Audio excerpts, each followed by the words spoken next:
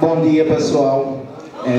Primeiro, é um prazer estar aqui. Eu estava no CONUNE passado, construindo um movimento por Universidade Popular, e agora volto nesse CONUNE. Não sou mais jovem estudante, mas continuo apoiando o movimento por uma Universidade Popular, esse adesivo aqui, e é um prazer estar com todos vocês, camaradas, companheiros, companheiras, militantes do Brasil todo. Veja, esse debate atual sobre guerras híbridas e os termos correlatos, ele é um debate sobre imperialismo. Guerras híbridas, lawfare, enfim, todos esses conceitos de guerra jurídica, de guerra simétrica, de manipulação neocortical, enfim, vários termos que se usam para tratar da geopolítica, é um debate sobre imperialismo, em que muda-se a tática, mas o conteúdo é o mesmo. É a dominação do império, do imperialismo, que é centrado no imperialismo norte-americano, sobre toda a periferia do sistema, os países e os povos dependentes, coloniais e semicoloniais. Então, essa é a primeira coisa muito importante. Esse é o debate sobre imperialismo. E por que isso é importante? A partir dos anos 90, no conjunto da esquerda mundial, o debate sobre imperialismo saiu de moda. Tem um estudo do John Bellamy Foster, que está publicado no livro Teoria Marxista Hoje, publicado no Brasil pela Expressão Popular, em que ele fez um levantamento nas principais revistas acadêmicas do mundo em língua inglesa. E ele mostrou que entre 1992 até 2007, o termo imperialismo era praticamente ausente nas principais publicações acadêmicas do mundo. Isso se refletia também nas organizações políticas. De tal sorte que o conjunto da esquerda, de maneira geral, nos países, deixou de debater o imperialismo. Lenin, o grande teórico marxista do imperialismo, foi tratado de maneira geral como alguém ultrapassado, né? Tratava-se de novos conceitos como império, do Tony Negri, ou coisas correlatas como mundo multipolar e por aí vai, estratégias sul-sul, que são conceitos que têm até algum sentido de ser, mas fora do debate imperialista, eles não nos dizem nada e desarmam o conjunto das organizações de esquerda, dos movimentos populares, para os reais enfrentamentos. De tal sorte que esse debate sobre imperialismo voltou com a articulação do golpe, né, porque ficou muito claro a contribuição do imperialismo norte-americano na destituição da presidenta Dilma. Agora não tem mais como não falar em imperialismo.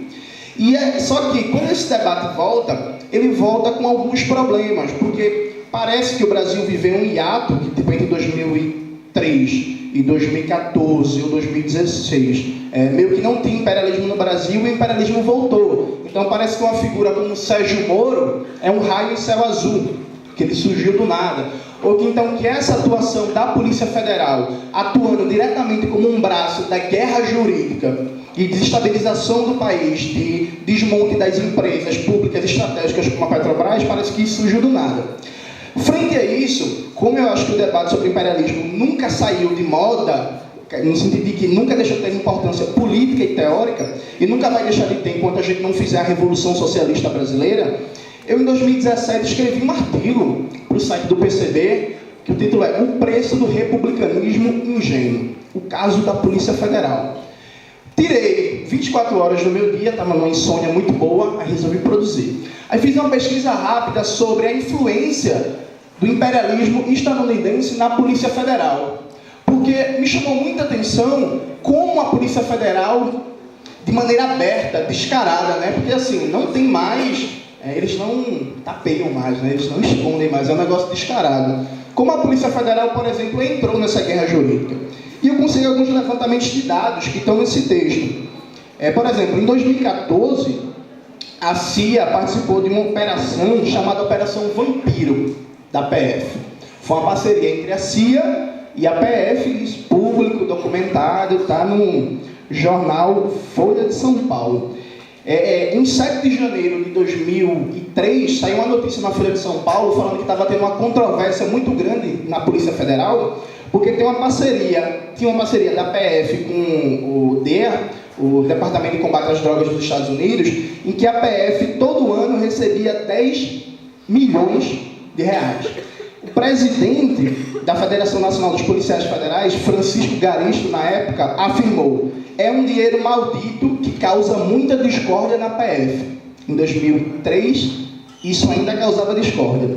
Aí a gente avança mais um pouco. Em 2010 foi formalizado um acordo entre a PF e a Embaixada dos Estados Unidos. Olha só, a Embaixada dos Estados Unidos, a gente está na América Latina, sabe que existe o ditado, né? Só não tem golpe de Estado nos Estados Unidos porque lá não tem Embaixada dos Estados Unidos.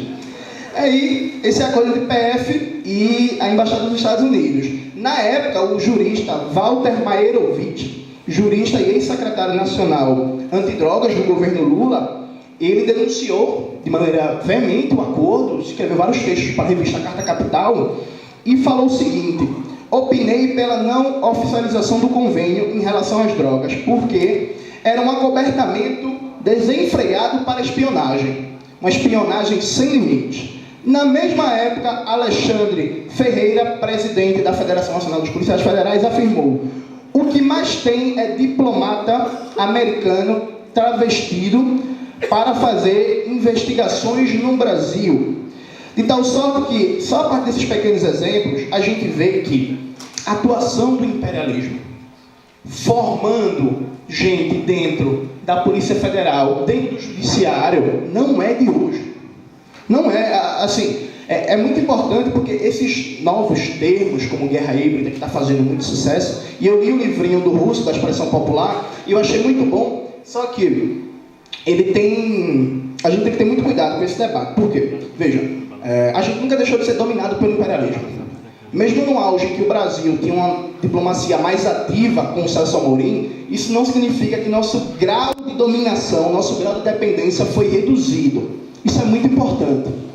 A gente continua a ser um país dependente, subdesenvolvido e dominado pelo imperialismo, e eu faço uma afirmação aqui: essa dominação foi aprofundada.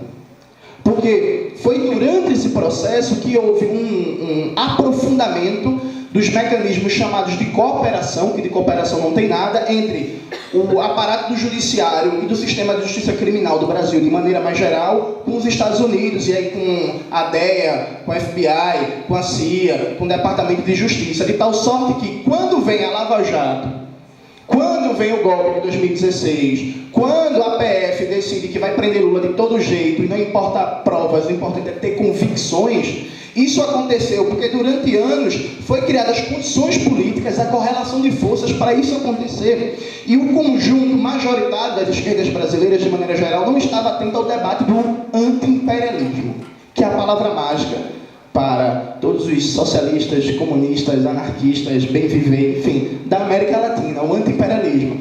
Porque nesse chamado ciclo progressista, enquanto algumas experiências políticas, como é o caso da Bolívia e da Venezuela, criaram uma consciência anti-imperialista muito forte no povo, tal sorte que faz 4 meses saiu uma pesquisa que na Venezuela 75% da população é contra qualquer tipo de intervenção estrangeira nos negócios nacionais. 75% da população significa que até na classe média, de mais alta renda, se criou um resquício ali de consciência anti-imperialista. São contra intervenções estrangeiras. Então, enquanto a Bolívia, por exemplo, botou o embaixador norte-americano para fora, proibiu um bocado de ONG, que é disfarce da CIA, para atuar, criou um sistema de comunicação próprio. A Bolívia, que é um país muito pobre, é muito mais avançada que o Brasil em termos de soberania na comunicação, no processamento de dados via satélite. Muito mais avançada que o Brasil. Então, enquanto na Bolívia e na Venezuela se avançou, tanto do ponto de vista da pedagogia política na consciência anti-imperialista e da estrutura material de criar um sistema de comunicação próprio, porque quando se fala de liberdade de imprensa, eu tenho até um apontamento para fazer. Eu, por exemplo, sou a favor da gente proibir, banir do Brasil o Google, o Twitter, o Facebook, tudo isso. Sim. Isso, para mim, não é questão de a gente é a favor da liberdade de imprensa. Não, a gente tem que banir isso. Sabe por que a gente tem que banir isso? Porque isso é instrumento do imperialismo para fazer guerra híbrida. A China, que é um país sério, tudo esse tipo de coisa é banido na China e está certo. Não, mas está violando a liberdade de expressão. Não, isso é questão de soberania nacional. A gente tem que criar o nosso Facebook, o Facebook Facebook da foice e martelo, alguma coisa assim. Mas a gente tem que criar os nossos aplicativos próprios, processados com satélites próprios, com o Sistema Nacional de Comunicação próprio, para não deixar que a CIA, a NSA, tenha acesso a um conjunto de dados do povo brasileiro e a partir de Big Data faça processo de guerra híbrida e manipulação política, questão de soberania nacional, sabe? Então, a gente tem uma tarefa urgente nessa conjuntura política, urgente, que é resgatar o sentido do anti-imperialismo militante, que é resgatar a reflexão marxista sobre o imperialismo. E aí, nesse debate sobre as novas formas táticas de atuação do imperialismo, a gente nunca pode esquecer o conceito central, que é o conceito de imperialismo. Porque a esquerda, na periferia do sistema, quando ela perde o sentido do anti-imperialismo, ela está condenada à derrota. É isso, não tem muita coisa assim. É muito triste como, no conjunto dos sindicatos, de vários movimentos, do povo brasileiro de maneira geral, a consciência nacional, nacionalista foi enfraquecida. Ainda existe, né? A Folha de São Paulo todo ano lança uma pesquisa e aí mostra que cerca de 60% a 70% do povo brasileiro é contra privatizações. Então, assim, a gente ainda tem uma matéria-prima boa para ser trabalhada, mas existe uma necessidade urgente de fortalecer os espaços de luta anti-imperialista, de solidariedade entre os povos, como a FMJD, Federação Mundial das Juventudes Democráticas, que é o JC constrói. Não só o JC, como várias outras forças também, de diferentes campos políticos da ONU constroem, como o Encontro Mundial dos Partidos Comunistas e Operários, que é um espaço muito importante de solidariedade internacional, de articulação anti-imperialista. Então, o anti-imperialismo ele não pode ser algo apenas para marcar posições em alguns momentos, ele tem que ser algo da vida orgânica das organizações, dos movimentos populares. Tem que ser um debate presente, como era nos anos 50, 60, 70 e por aí vai, onde os movimentos mundiais de solidariedade, a companheira falou do Vietnã, por exemplo, houve uma campanha mundial de solidariedade ao Vietnã. O Partido Comunista do Vietnã, que dirigiu a Frente Nacional de Libertação, ele contava com a solidariedade de organizações do mundo todo. Isso foi muito importante no processo de garantia da vitória do povo vietnamita. Processos como esse, por exemplo, hoje não tem tanta força. A própria Venezuela, que precisa de muito mais solidariedade do que está tendo. Os companheiros da Colômbia estão sendo assassinados a rodo, e é um tema pouco falado no Brasil. A solidariedade aos companheiros da antigas Farc, que se transformaram em partidos políticos, um partido político, e o governo direitista está descumprindo os acordos de paz e assassinando a rodo um conjunto de militantes, de lutadores e lutadoras sociais na Colômbia. Assim como o processo de solidariedade ao Haiti. Haiti, que por sinal, isso é um elemento importante, foi vítima de uma ocupação neocolonial com participação do Brasil, infelizmente, é o que tem que ser dito. Participação do Brasil, e vários desses generais que estão agora mandando no governo Bolsonaro cresceram politicamente nessa ocupação neocolonial. Então, solidariedade ao Haiti também. A Bolívia, se não tem eleições na Bolívia, a gente espera muito que o projeto nacional, popular e democrático lá continue. De tal forma que o anti-imperialismo é uma coisa séria, é uma coisa muito importante, é uma coisa urgente. A gente precisa estudar os clássicos latino-americanos com seriedade. Rui Mauro Marini, Vânia Bambirra, Caio Prado Júnior, Florestan Fernandes, Clóvis Moura, tantos autores e autoras que colocaram a temática da dependência, que é a forma de dominação imperialista na América, e a luta anti-imperialista. Assim como estudaram os clássicos, sabe? Eu não gosto não, mas eu vou citar, tem um livro do Zizek, que é As Portas da Revolução. Aí o Zizek, ele fala, esse livro é de 2005, o Zizek, ele fala que o Marx voltou à moda, né? Então, vamos voltar a Marx, fazer um resgate de Marx e tal. Voltou-se a se falar de Marx e ler Marx, depois do que foi aquele deserto neoliberal dos anos 90. Só que Lenin não.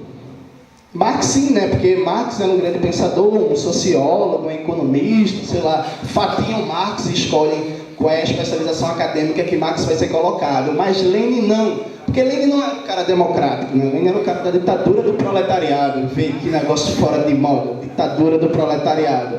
A gente com uma democracia linda, que está avançando aí, melhorando tudo.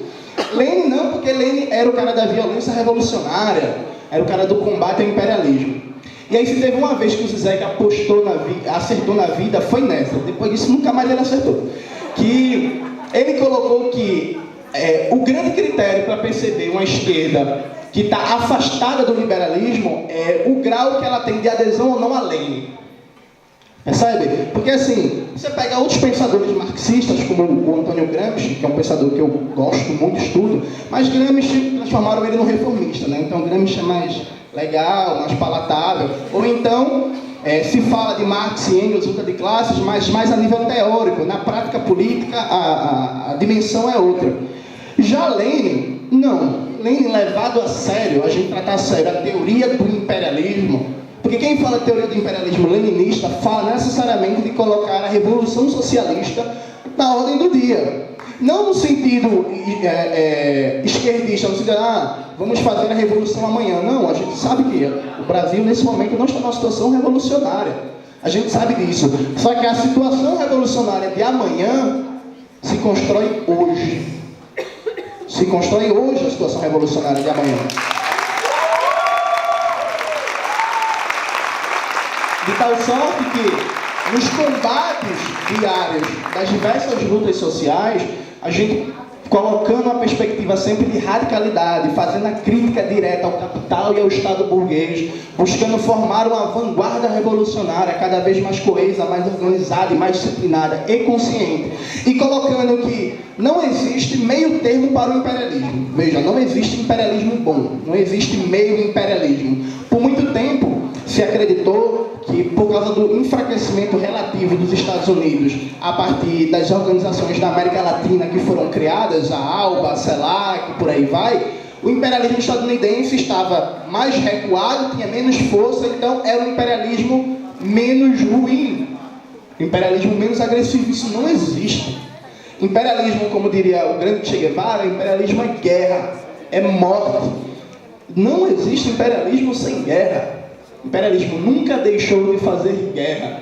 É uma sequência. É Panamá, é Síria, é Líbia, é Ucrânia e fora as perspectivas de atuação indireta. Como, por exemplo, formalmente os Estados Unidos não estão em guerra com o Paquistão, mas eles todo dia bombardeiam o Paquistão a partir de drones na desculpa de caça aos terroristas. O mesmo com o Iêmen e por aí vai, uma série de outros países. Então, sorte que, na construção desse movimento anti-imperialista, popular, radical, socialista e bolivariano, porque o nosso destino é a pátria grande socialista, nessa construção, a gente tem que colocar sempre que a gente não vai conseguir paz no imperialismo. A gente não vai. A gente não vai conseguir um sistema internacional baseado no direito entre os povos, baseado na resolução pacífica dos conflitos. Felizmente, a gente não vai. E o próprio contraponto importante que a China vem fazendo, em parceria com outros países, como a Rússia, Irã, Coreia Popular, Síria, esse próprio contraponto ele não diminui a capacidade do imperialismo estadunidense de atacar, dominar e invadir os povos. É um contraponto sempre relativo, até porque, por mais que a China tenha importância, a grande barreira de contenção à atuação do imperialismo no século XX foi o movimento comunista e o campo socialista. Isso não existe mais. O movimento comunista, tal como no século XX, não existe mais. Existe um processo de reconstrução, mas hoje não existe mais um campo socialista com aquela dimensão, com aquela força que a gente tinha no século XX, que conseguiu garantir uma série de revoluções anticoloniais e revoluções socialistas mundo afora. Então a gente tem uma tarefa histórica gigantesca, que é reconstruir tudo isso com mais força, com mais firmeza e partir para a vitória. Por quê? Acho que...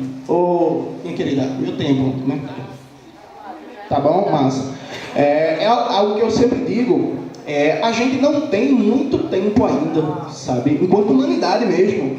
Eu não acho que a gente tem 150, 200, 300 anos enquanto humanidade para estar pensando em, antes da gente colocar em pauta a construção de um novo mundo, de um mundo socialista do poder popular, a gente ficar ali no meio termo. A humanidade ela não tem esse tempo. Seja por causa do esgotamento ambiental, que é um negócio urgente, os recursos do planeta estão sendo degradados a ritmo acelerado, seja por causa da ameaça de guerra total, guerras nucleares entre as potências do mundo. Nesse momento, enquanto a gente está debatendo aqui no Congresso da ONU, o governo dos Estados Unidos, a parte do secretário John Bolton, está querendo uma guerra com o Irã. E uma guerra do Irã com os Estados Unidos, o Irã não é uma Síria, né? O Irã não é uma Ucrânia, o Irã é um país com aparato bélico poderosíssimo. E que, a nível de fronteira geopolítica, demandaria um envolvimento muito grande da Rússia. Então, a guerra com o Irã poderia arrastar a Rússia de tabela e a Rússia e os Estados Unidos têm paridade nuclear. Então, imagina o risco de uma guerra nuclear. É o fim.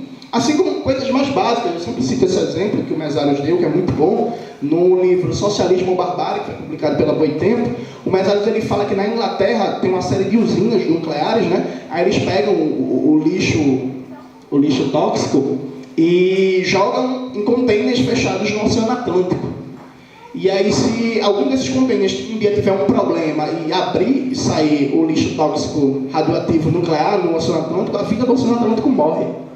Então, tipo assim, se uma empresa dessas da Inglaterra decide rebaixar seus custos para ter maior lucro e fragilizar os aparatos de segurança, e o negócio desse vazar, acabou, sabe?